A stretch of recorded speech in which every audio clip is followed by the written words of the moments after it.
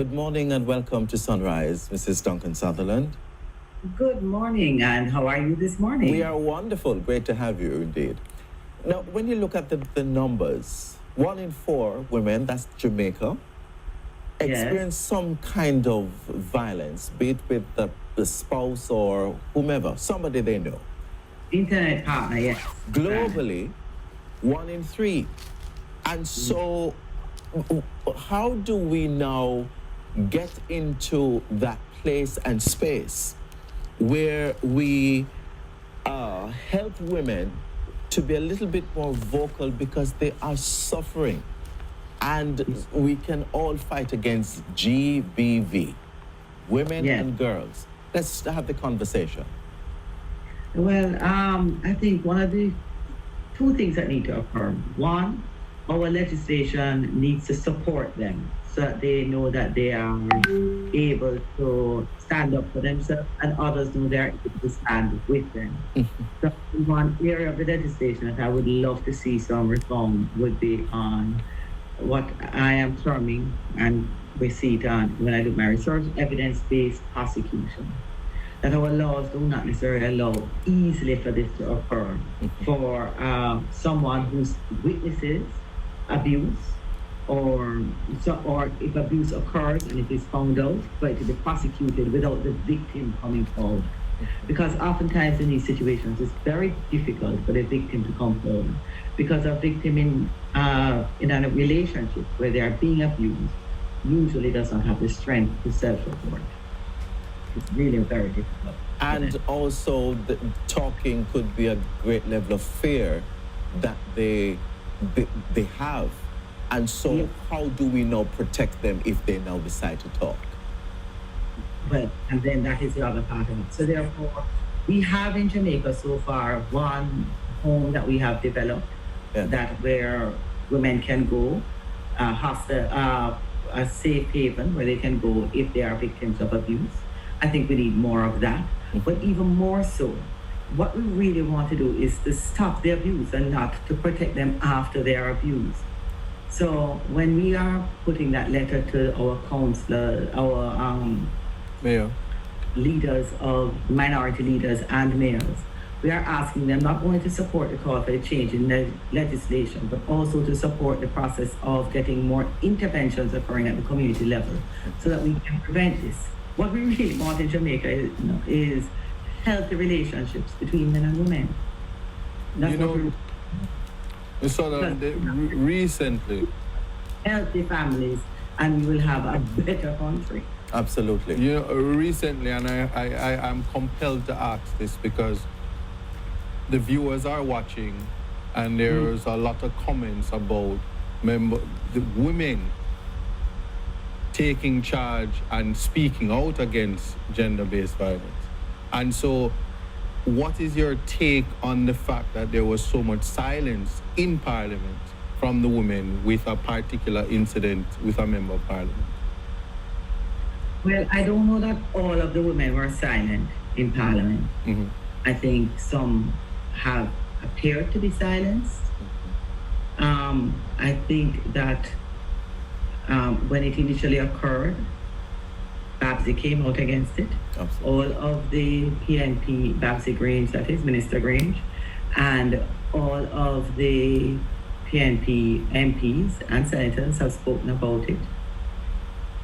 Initially, there was a video generally about gender-based violence coming from the JLP MPs, but to be specific around the incident, there seems to be some amount of reticence on the side of the government to speak out and to call for action in this regard.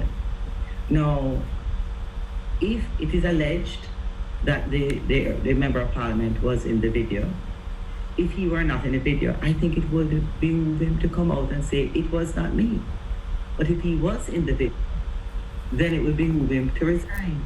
Because at this point, not because the victim is not pressing charges, there is a signal that we should send as representatives, that our representatives should send to the rest of the country to say that this is not acceptable, that we are truly standing against this.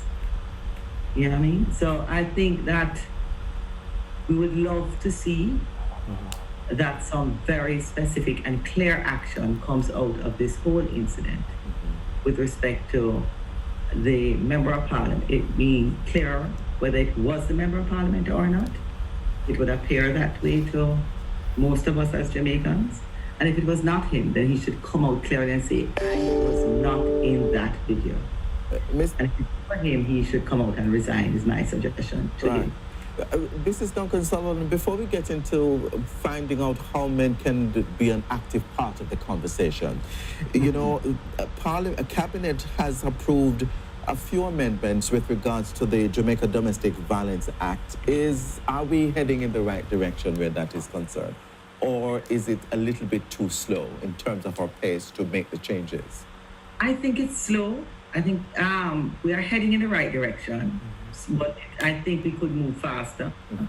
I think we could even re-examine to look at it in the context of, as I was saying, evidence-based prosecution. Does it allow for that enough? I think that we need to check it again to make sure it offers enough protection to the victim. And be clear that the victim is primarily women, but there are sometimes men who are victims of intimate partner violence. Yes. And so how do we get our men in the conversation for them to understand that they also have a responsibility to protect our nation's women and girls? Yes, it's important, but that's why it has to be a conversation about getting better relationships. Yes. And not a conversation about saying men are bad. Absolutely. Men who beat women are not contributing positively to our society. I wouldn't even call them bad, because we have to reform. It's not about, you can't say that a man who beat a woman, it goes forever. It's a different thing if you are a public representative and you then have an incident. You must act accordingly and not accountable for that incident. It doesn't end the whole of your life, but you must then go to counseling. There was a program that we actually started in Jamaica and transported to some of the smaller islands, where when an incident of intimate partner violence came to the court, there was mandated counseling for the couple, would allow them to be able to develop better relationships and understand how to resolve issues. Yeah. We have the Resolution Foundation in Jamaica. We have restorative justice. We have mechanisms that we can, if we are serious about it, put things in place to help our Jamaicans to relate to each other better. Right. If I may plug this in quite quickly, because the PNP Women's Movement was part of an initiative that was organized by the University of the West Indies Institute for Gender and Development Studies and the Jamaica Council of Churches. Is that enough to send the message, and what else needs to happen? It's a part of the beginning. What needs to happen is that we all need to stand together.